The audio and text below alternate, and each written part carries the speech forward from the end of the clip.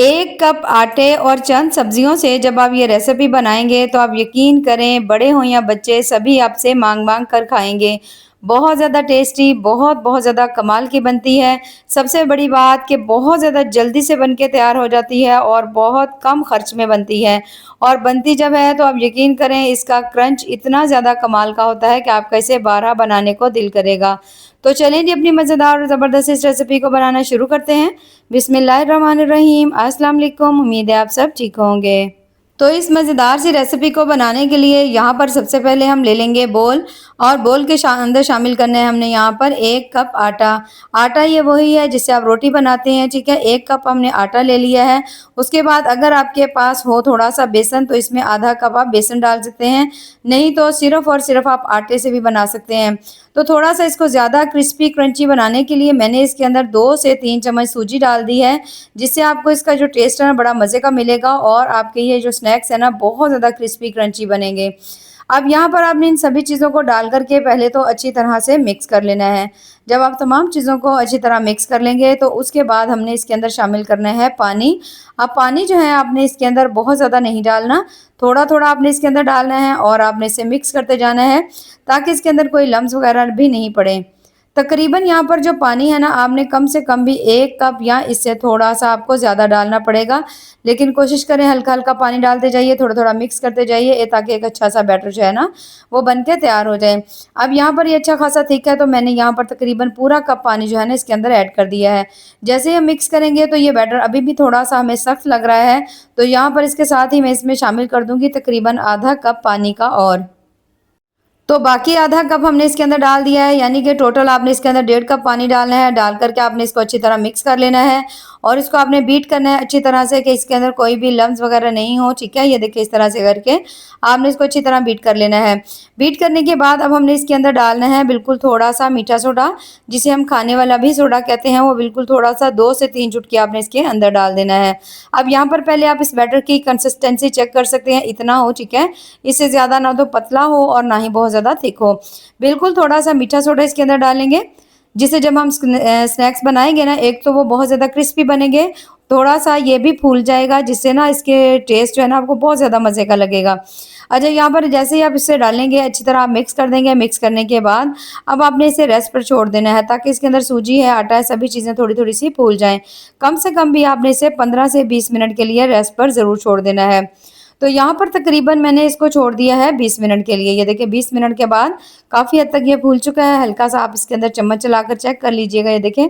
और ये थोड़ा-सा थिक भी हो गया, ठीक है, क्योंकि सूजी थी, आपको पता है सूजी जो है वो बहुत ज़्यादा पानी अब्ज़ॉर्ब करती है। तो ये देखिए इस तरह हमने मिक्स कर लिया इसे। अब हमने इसके अंदर डालने हैं सबसे पहले तो स्पाइसेस। तो स्पाइसेस में सबसे पहले मैं इसमें नमक डालने लगी हूँ, आधा चम्मच नमक डाल देंगे। थोड़ी-सी हम इसके अंदर शामिल करेंगे हल्दी। हल्दी शामिल करने के बाद अब हम इसमें डालेंगे लाल मिर्च, तकरीबन आधा चम्मच से थोड़ा मैं कम लाल मिर्च डाल रही हूँ। अगर बहुत ज़्यादा छोटे बच्चों के लिए बना रहे हों तो आप इसके अंदर काली मिर्च हल्की सी ऐड कर सकते हैं, ठीक है। उसके साथ थोड़ा-सा इसमें हम डाल देंगे ज़ीरा पाउडर और थोड़ा-सा इसमें धनिया पाउडर ऐड कर देंगे। बिल्कुल थोड़ा-थोड़ा ऐड करेंगे, बहुत ज़्यादा मसाले आपको इसमें डालने की ज़रूरत नहीं होगी। तो यहाँ पर तकरीबन 1 चम्मच जो है हम डाल देंगे साबित धनिया। अपने हाथों की मदद से थोड़ा-सा इसको दरदरा कर लेना है, जिससे इसका टेस्ट आपको बड़ा मज़े का मिलेगा। अब हमने इसमें डालनी है कुछ सब्जियाँ, तो सबसे पहले मैंने डाल दी इसमें 1 अदद टमाटर, ठीक है। उसके साथ बिल्कुल थोड़ी-सी हम डाल देंगे बंद गोभी, बहुत ज़्यादा डालिएगा ना, क्योंकि जितना बैटर है उस हिसाब से इतनी चीज़ें ही काफ़ी हैं। अब यहाँ पर मेरे पास सिर्फ 1 अदद शिमला मिर्च थी, बिल्कुल बारीक सी काट के हमने डाल दी है। कोशिश करें सब्जियाँ बहुत ज़्यादा मोटी-मोटी काट कर इसमें ना डालिएगा। हाफ़ मैंने गाजर ली थी, उसको मैंने अच्छी तरह से धो के कश कर लिया था, वो भी मैंने इसमें डाल दी है। अच्छा, यहाँ पर अगर आपके पास कोई एक सब्ज़ी हो तो आप एक सब्ज़ी डालकर भी इस रेसिपी को बना सकते हैं। यानी जितनी आपके पास घर में ईज़िली मौजूद हो ना, तो आप आराम से इसे बना सकते हैं।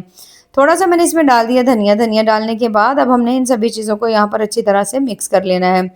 अच्छी तरह से इन तमाम चीज़ों को मिक्स करेंगे। यहाँ पर अगर आपको लगे कि मिक्सिंग के दौरान बैटर बहुत ज़्यादा थिक हो गया, यानी आपको लग रहा है कि बहुत ज़्यादा सख्त है, तो इसके अंदर हम हल्का-सा पानी ऐड करेंगे, क्योंकि हमने इसको ना बहुत ज़्यादा थिक नहीं रखना, ठीक है, हमें थोड़ा-सा ये पतला ही चाहिए। तो यहाँ पर पानी डालकर दोबारा से इसको अच्छी तरह मिक्स करेंगे। मिक्स करने के बाद यहाँ पर आप बैटर की थिकनेस चेक कर सकते हैं, ठीक है, इतना होना चाहिए। ना तो बहुत ज़्यादा आप इसे सख्त कर लीजिएगा, ना ही बहुत ज़्यादा नरम कर लीजिएगा। तो बस यहाँ पर हमने इसे अच्छी तरह मिक्स कर लिया। मिक्स करने के बाद अब हम इसे ज़बरदस्ती अपनी इस रेसिपी को बनाना स्टार्ट कर लेते हैं। तो इसके लिए यहाँ पर आपने ले लेना है ऑयल, ठीक है? कुकिंग ऑयल ले लीजिए या आपके पास मस्टर्ड ऑयल हो तो वो ले लीजिए। आपने यहाँ पे ऑयल लेना भी बहुत ज़्यादा नहीं है, ठीक है? बहुत कम ऑयल में ये रेसिपी बन के तैयार होती है। अब यहाँ पर आपने ये वाले जो चम्मच है, जिससे हम सालन वगैरह डालते हैं ना, आपने वो लेना है, ठीक है? खाना खाने वाला चम्मच नहीं लेना। और आपने एक-एक भर के आपने इसके अंदर डालना है और इसी चम्मच की मदद से आपने इसको थोड़ा-थोड़ा फैला देना है, ताकि बहुत ज़्यादा ये मोटे भी ना बने, बहुत ज़्यादा ये पतले से भी ना बन जाएँ। तो यहाँ पर हमने थोड़ा-सा मैं इसके ऊपर बैटर और डालूँगी, ठीक है? ताकि सभी एक ही साइज़ के तकरीबन बन जाएँ। तो यहाँ पर अब आपने एक चीज़ का ध्यान रखना है, ठीक है? कि आपने इसकी जो फ्लेम है ना, उसको आपने हल्का रखना है। मीडियम टू लो फ्लेम के ऊपर आपने इसे पकाना है, क्योंकि इसमें आटा है और सब्जियाँ हैं, तो सभी चीज़ें कच्ची हैं, तो आपने कोशिश करनी है कि इसको आप हल्की फ्लेम के ऊपर पकाएँ, ताकि एक तो ये बहुत ज़्यादा जल्दी से भी ना जल जाए, ठीक है? और अंदर तक ये पक जाए। तो यहाँ पर मैंने एक साइड को कम से कम भी 3 से 4 मिनट के लिए मैंने छोड़ दिया था, और जब जैसे ही देखो कि नीचे वाली साइड का कलर जो है वो हल्का लाइट गोल्डन ब्राउन होना शुरू हो चुका है, तो यहाँ पर हमने इन सभी की साइड्स को चेंज कर देना है। ये देखिए इस तरह से करके हमने इन तमाम की साइडों को हम चेंज करेंगे। चेंज करने के बाद अब आपने इसकी जो दूसरी साइड है ना, उसको भी आपने तब तक पकाना है जब तक कि उसका कलर भी हल्का लाइट गोल्डन नहीं हो जाता। दोनों साइडों का कलर हल्का लाइट गोल्डन करेंगे, लेकिन आपने इस दोनों साइडों को कम से कम 2 से 3 मिनट ज़रूर देने हैं, ताकि अच्छी तरह अंदर तक सब्जियाँ भी पक जाएँ, आटा भी पक जाए। अब यहाँ पर आप देख सकते हैं माशाल्लाह बहुत ज़्यादा क्रिस्पी, क्रंची, मज़ेदार सी हमारे ये जो स्नैक्स है बन के तैयार हो चुके हैं। ये देखिए माशाल्लाह कितने ही मज़ेदार और ज़बरदस्त से बने हैं। तो इन सभी को निकाल लेंगे, निकाल कर के हम इसे रख लेते हैं प्लेट में। तो माशाल्लाह बहुत ज़्यादा टेस्टी, मज़ेदार सी हमारी आज की जो रेसिपी है वो यहाँ पे बन के तैयार हो चुकी है। तो अगर आपको मेरी आज की ये रेसिपी पसंद आए तो चैनल को ज़रूर लाइक करें, सब्सक्राइब करें। बहुत टेस्टी, बहुत ज़्यादा मज़े की बनती है। ज़रूर ट्राई करिएगा और हमें कमेंट्स में ज़रूर बताइएगा कि आपको हमारी आज की जो रेसिपी है वो कैसी लगी। बाकी दुआ में याद रखिए। अल्लाह हाफ़िज़।